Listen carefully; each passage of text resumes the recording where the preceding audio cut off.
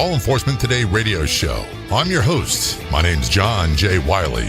In addition to being a radio broadcaster, I'm a retired Baltimore police sergeant. In the Law Enforcement Today radio show, we are joined by special guests. We'll be talking about their experiences and issues affecting law enforcement officers, their families, and the community. We'll also be discussing issues in the news from the perspective of those in law enforcement. Check out our daily articles on our website, lawenforcementtoday.com. And while you're there, download our free app. Be sure to like and follow us on Facebook. Search for Law Enforcement Today Radio Show. He's a police detective, and he's here to talk about the night one of his co-workers and good friends was shot and killed in the line of duty. Talk about the incident, the murder, and the aftermath. And he's coming up on the Law Enforcement Today Show. The Law Enforcement Today radio show is brought to you in part by the Help for Our Heroes program at Transformations Treatment Center. Call 888-991-9725. Online at helpforourheroes.com. The Help for Our Heroes program at Transformations Treatment Center provides a comprehensive range of treatments for substance abuse, addiction, co-occurring mental health disorders, and PTSD. Plus, they offer complete treatment for mental health issues for those without substance abuse problems. Finally, our heroes have access to a world-class program for PTSD, anxiety, depression, and more. In addition to multiple rehabilitation and holistic treatments for all those that suffer from substance abuse problems, the Help for Our Heroes program at Transformations Treatment Center is a nationally acclaimed veterans and first responders treatment program where law enforcement, firefighters, veterans, and all first responders receive the separate and highly specialized treatment they need. Their program features first responders and veterans helping first responders and veterans. Got questions? They have the answers at the Help for Our Heroes program at Transformations Treatment Center. Call 888-991-9725. That's 888-991-9725. Online at helpforourheroes.com. Calling us from the Dallas-Fort Worth, Texas area. On the phone, we have Detective Mitchell Ellis from the Fort Worth, Texas Police Department. Mitchell, thanks so much for joining us on Law Enforcement Today show. Very much appreciated. Yeah, thank you. Thank you so much for having me. It is a pleasure to have you. We're going to talk about some things that really are not comfortable to talk about. I've been doing this a while now, Law Enforcement Today show. Actually started the first episode in March of 2017 as a podcast only. And being retired police and having gone through line of duty deaths and where officers are murdered, it's still a very emotional subject for me. And even if I don't know the officer involved, it's still emotional. And that's what we're going to talk about. And there's really no way of sugarcoating the conversation we're going to have. Yeah, that's correct. It's definitely a difficult issue, but I feel like it's one that really needs to be talked about in our country today. It is, and it's happening far too often. I could go into arguments about that we had more officers killed in line of duty in the 70s and 80s than we do today. But it doesn't matter. One is too many. And when we're talking 20, 30, 40, it's too many. And the impact, we talk to survivors. When I say survivors, it's a term that's used to describe family members, spouses, and co-workers of those killed in line of duty. It's never easy for them to talk about these things. Yeah, it's not. It's really, really difficult for many officers to talk about it. I feel like the culture, it has been a little silent. But it does feel like there is kind of a change happening in our culture, and people are becoming more comfortable with talking about that survivorship and the different roles that entails. So. Now, you would be the second guest I've had on the show from the Fort Worth Police Department. First one was quite a while ago, was Matt Pierce. He survived being shot multiple times, and it was a phenomenal interview. And if you haven't heard that, folks, you can get to past episodes on our website, lawenforcementtoday.com. Scroll down to the bottom till you see about the radio show page, or click on the Be Heard tab and you see radio show. You can listen to it there. And also be sure to subscribe to the podcast so you get updates about new episodes. He was a phenomenal interview, by the way. And you've got some great police down in Texas. We've had many guests on the show from the Texas area, between DPS, state troopers, just so many great law enforcement officers. What is it about Texas and policing? I feel like Texas, there's obviously people know Texas, as this place that's, I guess there's a sense of pride that comes with being from Texas. I think there's just a different mentality from many of the people who live here. But there is still a lot of honor and a lot of respect that's given to law enforcement officers in Texas, and I think that's what makes it a little different. That there's just a different sense of pride, a different sense of meaning that comes along with being a peace officer in Texas that maybe not everybody is privileged to experience. It's good to hear that, because it's not that way. It doesn't appear to be that way across the United States right now. The department I retired from Baltimore is certainly not that way. All the things going in the news in New York City doesn't seem to be that way. Philadelphia, you name it. But there's still a lot of violence that occurs in for law officers in Texas. And we're here to talk about a good friend of yours who's killed in line of duty. His name was Garrett Hull. Yeah, Garrett. Garrett was a friend of mine. He was a teammate first. I didn't know him until I became an officer, and then we got into. I advanced into a tactical response team. Originally, it was called a Zero Tolerance, kind of a street crimes takedown unit, and then later on, it kind of evolved into what we called a special response team.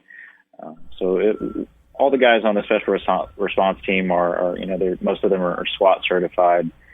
They're a little more trained than your average patrol officer, and they're not subject to call. So it's a really exciting place to work, and that's where Garrett and I first met about 4 years ago now.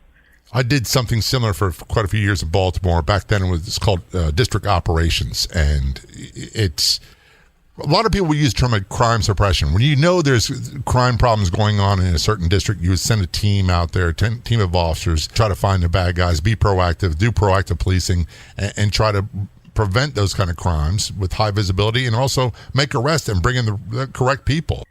Yeah. Most patrol divisions are so short-staffed these days that it's difficult for them to do any kind of proactive policing. So cities that are fortunate enough to have these teams, I mean, it's a great asset because they can really go out and try to make a real impact in the community. Go out and really catch these guys who are maybe causing more problems than others. So it's a really great thing, and it's been very successfly implemented in Fort Worth. So you guys worked together for a few years, and then went your separate ways. And unfortunately, just get right to the point, Officer Garrett Hull was shot and killed in line of duty. I believe he was working undercover at the time, or plain clothes. It's a term that you use quite often, undercover. It's quite often, the reality is it's a plain clothes assignment. You want to tell us about that night and what you know about it? Yeah, so Garrett was assigned to the Tactical Intelligence Unit. We just call it our Intel Unit. They're a pretty elite group of officers. They are undercover plainclothes officers. And whenever a problem arises, that's really of significance, like in this instance, it was a robbery spree that was going on. I mean, there was a robbery crew that had just kind of been terrorizing the city all summer. And this crew specifically was going after Hispanic bars in the community that maybe weren't registered with the city. Maybe they weren't in TABC compliance. I mean, they were just kind of back alley type bars, and they would go in and they would basically put everybody on the ground at gunpoint and start demanding money, phones, jewelry, basically whatever they could get. But these robberies were just increasing in violence. I think shots have been fired on several of these robberies.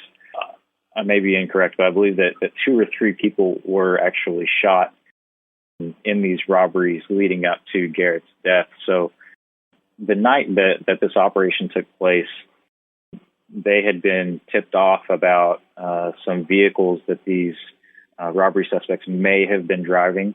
And so they were following these vehicles, anticipating that they might commit another robbery and that they would be able to go in and do a takedown. So on this night, they actually were sitting up on one of these vehicles. They pulled up to a bar. They see some people get out and go inside the bar.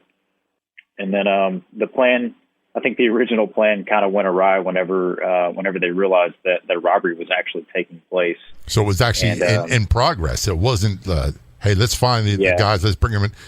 Here's something a lot of people don't realize. We tried our best, especially in those type units you're talking about, to plan everything out. We didn't want to put innocent citizens, bystanders in jeopardy. We wanted to put them in a situation where it was most advantageous for us and least advantageous for them, eliminate possibility pursuits, the whole 9 yards. So it's not like it's done willy-nilly. However, you made a good point. There's an old saying that I hear from boxers quite often. You go into a fight with a fight plan and it all goes out the window the first time you get punched in the mouth. So we have these great plans about what we're going to do when you're apprehending especially violent criminals, and it can go haywire and totally out of whack very, very quickly. And people are often say, why would they do that? Well, you think they would know better.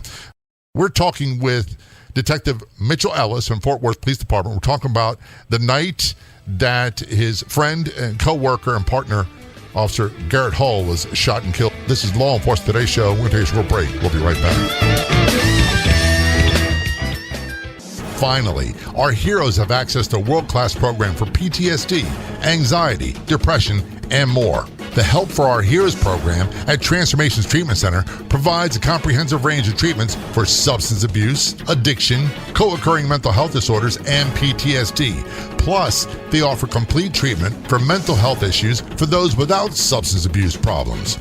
In addition to multiple rehabilitation and holistic treatments for all those suffering from substance abuse problems, the Help for Our Heroes program at Transformations Treatment Center is a nationally acclaimed veterans and first responders treatment program where law enforcement, firefighters, veterans, and all first responders receive the separate and highly specialized treatment they need. Got questions? They have the answers at the Help for Our Heroes program at Transformations Treatment Center. Call 888-991-9725. 888-991-9725. That's 888-991-9725. Online at helpforourheroes.com. If you've missed past episodes of the Law Enforcement Today show, never fear. You can listen to them online. Just go to our website, lawenforcementtoday.com, or download our free app, also available on our website. That's lawenforcementtoday.com. Back to our conversation with Detective Mitchell Ellis on the phone, calling us from the Dallas-Fort Worth, Texas area. He is from the Fort Worth Police Department. And we're talking about Officer Garrett Hull, who was shot and killed in the line of duty. Before we went to break, Mitchell, you're talking about they were like a crime suppression team going after a group of bad guys who are robbing undocumented bars or unregistered bars. Could you explain, before we get into details, why? I know the answer to this. Why is it that these bad guys, these criminals, will target groups where a lot of undocumented immigrants may gather? Well, they're very aware that they're much less likely to be reported. People are less likely to call 911. They're less likely to call the police at all after a robbery like that, just because they know that people that go to those establishments may be afraid to call the police, or maybe they don't want to be found out because of what's going on inside the bar or because of their immigration status. I mean, there's all kinds of reasons why they wouldn't want to include the police, and which makes them a great target for a crew like this. And that's another reason that people need to be very careful. You may say, well, that's well and good. I'm not an undocumented illegal immigrant, whatever term people want to use.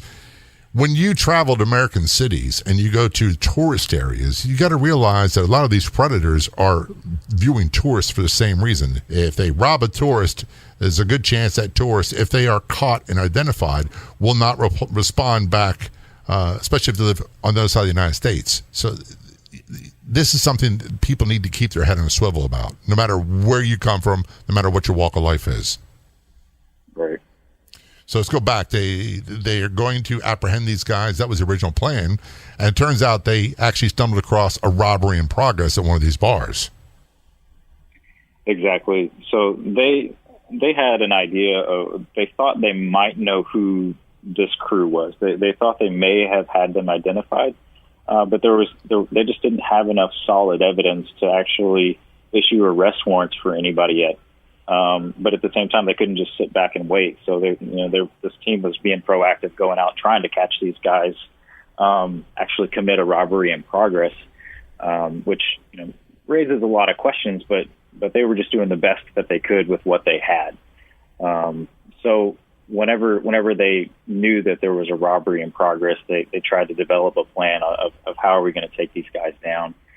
They had a tactical uniform team ready to launch and kind of establish a perimeter to contain these guys. Well, whenever they ran out, once they had committed this robbery, they all split up, just kind of went into the different directions. Like you said a minute ago, you have a plan until you get punched in the face, and that's really what happened in this scenario. These guys kind of spread out in different directions, and they broke through the initial perimeter pretty quickly, and just kind of scattered into the neighborhood. And a couple of these guys were apprehended quickly or contained quickly, but one of them ran right past Garrett Hull's car. And so he was plainclothes, but he did have a vest that he had thrown on, some police identifiers, and he gets out and he gets into a foot pursuit with one of the gentlemen that had been involved in this robbery, and immediately recognized that this guy had a gun in his hand. Garrett and some of the other officers who were on scene were letting everybody know that hey, gun, this guy has a gun. Obviously, he's a threat. And the suspect ran into a driveway towards a backyard, and this was a very narrow space. If you can imagine, like a driveway that can only fit a single car, and the houses are close together, so very, very close quarters. And the suspect ran through a space between a vehicle and the house next door. And Garrett pursued him through that spot, and Garrett did this knowing he was armed, knowing he was violent, knowing that he had committed prior armed robberies all before, and still did his job. Exactly, extremely heroic. I mean, that is, and that's one thing, a bone of contention I have with a lot of police. When you see police being interviewed on the news somewhere, and they do some heroic stuff, and you and I have seen brothers and sisters do this every day. And it seems to be almost a course of habit where they downplay, say, I was just doing my job. I'm not a hero.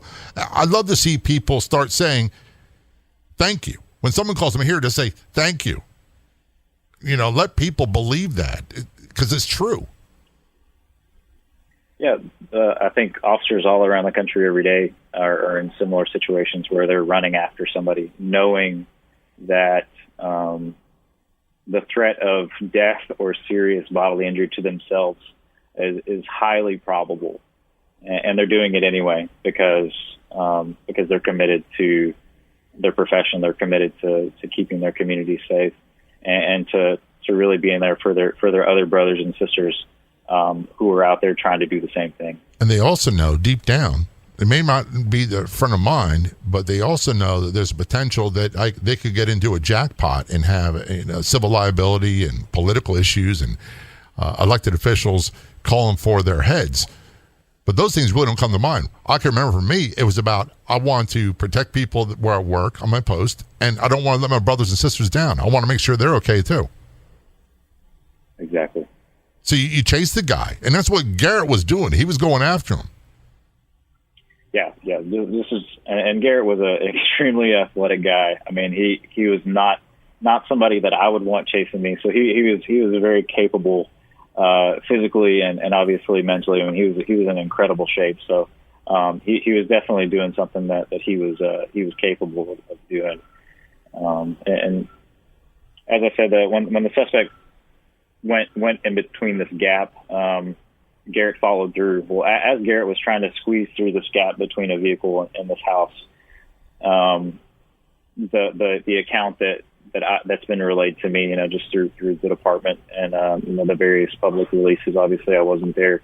Was that the suspect turned and started firing, and it sounded to me it seemed like the simultaneous gunfight took place where Garrett and the suspect were firing at each other, and one of the rounds that the suspect fired impacted the house that Garrett was standing by, and then ricocheted and impacted him in the forehead. And bullet obviously entered his head and along the top of his forehead, and he was immediately incapacitated. He went to the ground. The suspect was also struck by Garrett's bullets at the same time. Several shots that Garrett fired were extremely effective, and they had kind of taken the suspect to his knees. And then there were two other officers that were right behind Garrett whenever this happened, and both of those officers stepped up, and as the suspect raised his gun again, they started firing on the suspect and ultimately stopped that threat. And then all of this happening at the same time, there were several other officers who stepped up in the line of fire and grabbed Garrett and pulled him back into the street, and started administering first aid and getting him into a vehicle so he could be transported out of there. And my memory is correct, he was hospitalized for a period of time, and we all waited, even up here in Florida, and people I know in Maryland from the Baltimore Police Department were waiting and hoping for something positive, and it turned out not to be positive news at all. Yeah, it was almost 24 hours. It wasn't quite 24 hours, but there was definitely a lot of hope. A lot of people praying for Garrett to pull through during that time. That was a very difficult time. Anybody who's been in that kind of situation where you're at a hospital and your friend's there and you don't know whether he's going to make it or not. That's definitely it's a strange phenomenon. It's a tough one to deal with, for sure. And I appreciate you coming on the show to talk about it. We're going to talk more about this. This is the Law Enforcement Today show. We are talking with Detective Mitchell Ellis from Fort Worth, Texas Police Department. Don't go anywhere. We'll be right back. How did I transition from police work to a career in radio? Plus, host of the syndicated Law Enforcement Today radio talk show and podcast. I attended the Connecticut Schools of Broadcasting, where I learned by doing. At the Connecticut Schools of Broadcasting, students learn in months, not years. For veterans, some or all your tuition could be covered by your VA benefits. Connecticut Schools of Broadcasting, training in audio, video production, television, sports, podcasting, radio, and web development. Get more information. Call 800-887-2346 or online at gocsb.com. For special offers and consideration, tell them you heard about them from Law Enforcement Today.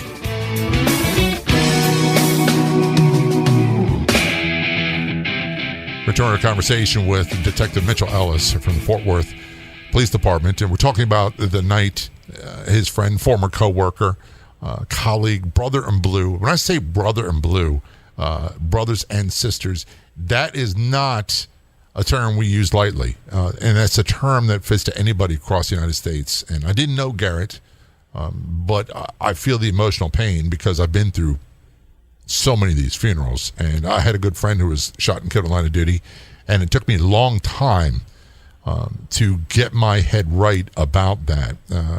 Prior to Garrett being shot and killed in that incident, you two had worked together for quite a while, and then went in different directions. That's correct.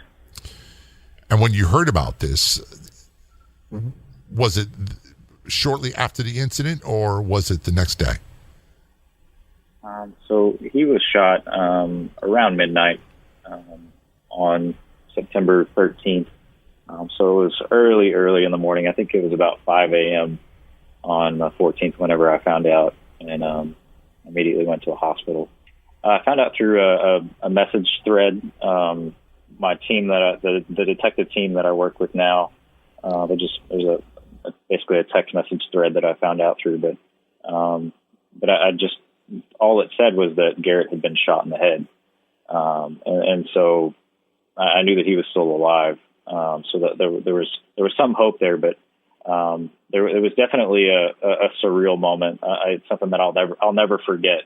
Picking up my phone and seeing that notification, that's for sure. When I found out with my friend Billy Martin, who was shot and killed, and he was shot in the head and killed, I can remember to this day. I was working. I was in another district.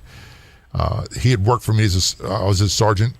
I'd transferred a few months before that, and it was literally like someone hit me in the stomach with a sledgehammer. It was just total devastation, and the immediate panic. It's like, please don't let it be the worst case scenario. Please let it be almost like wanting to plea bargain or begging with God. It's like, please just let him be okay. And of course he wasn't. Yeah, I think my brain wanted to minimize what had happened, and we obviously, if you're a police officer for any amount of time, you work shootings. You go out on calls where people have been shot, and it's very common for people to survive those injuries. And so I think when I first found out, that's what my brain wanted to think, and that's kind of what I told myself that this is something that he can recover from. And it's hard to put into words, and I don't know if you can describe it better than I can. It's almost like a manic, and not to confuse people with highly religious stuff. It's almost like a manic prayer and negotiations in your head, and thinking it's not going to be that bad. It's not going to be that bad. It's going to be bad. But it's not going to be that bad. And then when you find out that it's that bad and worse, then really, I had no idea how to handle this stuff.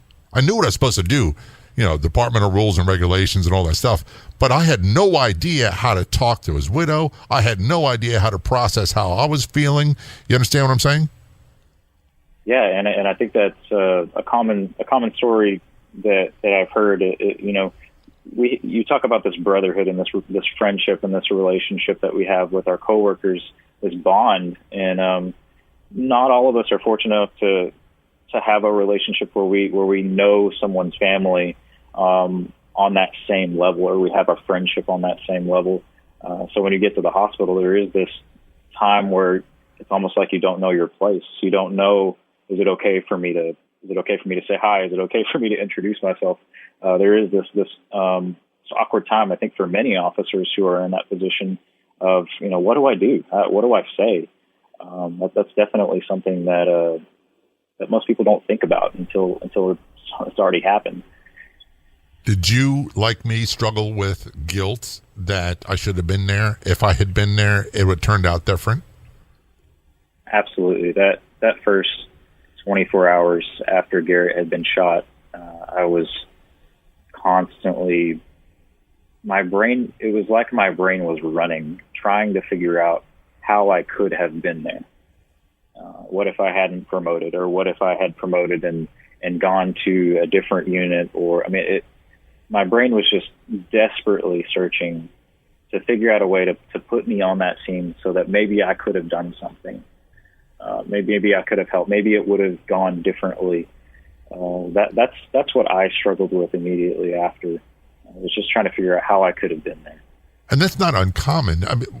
We do that. I should say I did that as a matter of practice and trying to get better at your job. So if we had a call, say a bad shooting, it was turned out to be a homicide. What could I have done different? How could I have improved? What could I have done maybe to save this guy's life? And we always second guess ourselves, but I didn't beat myself up tremendously over those. Those all took their toll. But when a coworker was killed, it was totally different. It was the same, but totally different in that I knew it was illogical. I knew it didn't make sense, but I couldn't stop doing it. Yeah, that's a great description, I think, of what I went through, and I think what a lot of officers go through in these situations. Yeah, I was to say, I think there were hundreds of people going through the same thing I went through the night that we found about our friend, and probably the same situation the night Garrett was killed. That there were probably literally hundreds of men and women doing the same thing that you were doing, and I'd be willing to bet not one of us talked to each other about it. Yeah, I was fortunate enough to have a close friend, and he was actually an academy classmate of mine that I was desperate. I didn't know what to do, and I called him and talked to him about it. And I won't go into his story, but he had been through something very similar in the military, and he basically told me that the toll that it had taken on him personally throughout his life, for just continuing on in that train of thought, and he really helped me snap out of it in that conversation with him. So I'm eternally grateful him for speaking to me, for being willing to share his story with me and kind of help get me back on the right track. That, hey, that's not going to help in this situation. You've got to get your head straight and focus on the other things, the other tasks that are at hand. I wonder if that's something that's catching on, because back in my day, and I hate to sound like that guy, but back in my day, we didn't do that. You know, when we had really bad things happen, the way we resolved it or dealt with it was after work, we got a case of beer and went somewhere and where we could be alone and drink beer and talk to each other. And a lot of times it wasn't talking about that event. It was about other things, but it seemed to help. You know, it wasn't the best way of handling it, that's for certain, but that's all we had at the time. Yeah, I think just having that camaraderie in one way, shape, or form, that experiencing that bond is healing for a lot of people. I'm glad you talked to him. I'm glad, and you're not going to put his name out there, and I don't want to, but him or her, talk to them, and please tell them I said thank you, not just for their service, but thank you for doing that, because it's so easy to, to not answer the phone, to say, hey, I'm busy, I can't do this right now, because it's a difficult conversation to have. Yeah, I'm extremely grateful for him and his vulnerability. I mean, because I know that it's difficult, and I think that's why we don't talk about it. It's because these things are so hard to talk about, and cops aren't good at being emotional. They're not good at expressing emotion or feeling. And, just because we've got that turned off all day. And sometimes for some of us, it's permanently turned off. And that's the risk that we run, that eventually we develop this armor to deal with this stuff all the time, and eventually we can't take it off. And that's, a way of a metaphor describing it. I'm glad you did. One of the things I want people to know is I cried a lot, but you never saw it. It was always in a patrol car when I was by myself or on my drive home from work or whatever it might be, but it was done very privately. And that was not something that was easy to do. And you were absolutely right. It's not easy to let each other know that. And I think most of us, myself included, live with the fear that we would say the wrong thing and make matters worse. We're talking with Detective Mitchell Ellis from the Fort Worth, Texas Police Department, talking about the murder of his co-worker, police officer Garrett Hull, and the after effects. We're going to take a short break. We'll be right back. Epidemic. America's public health crisis. These are all terms that describe the current problem of drug and alcohol abuse in the United States. Countless lives are lost, and heartbroken families are too many to count. Transformations Treatment Center is dedicated to saving lives. Call 888-991-9725 and online at transformationstreatment.center. Transformations Treatment Center provides a comprehensive range of treatments for addiction, substance abuse, co-occurring mental health disorders, and PTSD. Transformations Treatment Center has many acclaimed treatment programs offering rehabilitation and holistic treatment for all those suffering from substance abuse problems. Transformations Treatment Center. Call 888-991-9725. That's 888-991-9725. And online at transformationstreatment.center. I'm John J. Wiley. I'm joined on the phone by Detective Mitchell Ellis from Fort Worth, Texas Police Department. This is Law Enforcement Today's show. Mitchell, we're talking quite a bit. Thank you for opening up about your feelings and the emotions, and particularly the guilt, what I could have done different had I been there, blah, blah, blah. And it is an excruciatingly difficult process to work her way through by themselves. We're talking about when your friend and coworker Garrett Hull was killed in line of duty. Before we get further in the conversation, what kind of guy was Garrett? You said he was very physically fit. He was a good police, very good at his job. What kind of guy was he away from work? He was a family man. He was always looking for a good reason to spend time with his family. He had 2 daughters, and he was a proud dad. always showing off pictures and telling stories about, his girls and what they were doing in sports and things like that. So, I think that was, you could tell he had his priorities straight. Obviously he loved his job, but he didn't neglect his home or his family. And he was very, very proud of his girls and he loved his wife. So, he was a man's man. I mean, he was just a really good guy, somebody that you wanted to be around. And more than anything, he was somebody that you felt confident in, you felt safe. I mean, he was somebody that you wanted on your team, somebody that you wanted on your side. And if he's behind you or in front of you, you just have that confidence that, hey, this guy's going to get the job done. And that was, anybody who's ever worked with him would probably tell you the same thing about him, that he was just this one of the reasons I think that's figure, Yeah, one of the reasons I think it's important is that most of the survivors I've talked to, they say that what's most important to them is that their loved one, their coworker, their partner is not forgotten. And in our community, in the law enforcement community, we remember each other. We make a point to try to remember that they're not forgotten. And ODMP does a good job, and the National Law Enforcement Officer Memorial does a good job. But people in general, they don't know. And the news media doesn't tell them what these people are like. They don't tell. They just say he's a police officer, and almost like you're a robot. A police officer was shot, or a police officer did this, and that's it. One of the things that really drives me nuts, and in this case, he didn't make it, but they'll say the officer's injuries are not life-threatening and they'll survive. And that's the end of the story. They never talk about, your coworker, Matt Pierce. They don't talk about what they went through to get back to where they're at, what their family went through. They don't talk about how their spouse had to become a caregiver. There's so much that is not talked about involving our law enforcement officers. And I believe that's part of the reason why we have so much animosity, because people can view us as robots. Yeah, I think you're right. I think removing that personal connection with officers, that they are real people, and they go home to their families just like anybody else from any other job.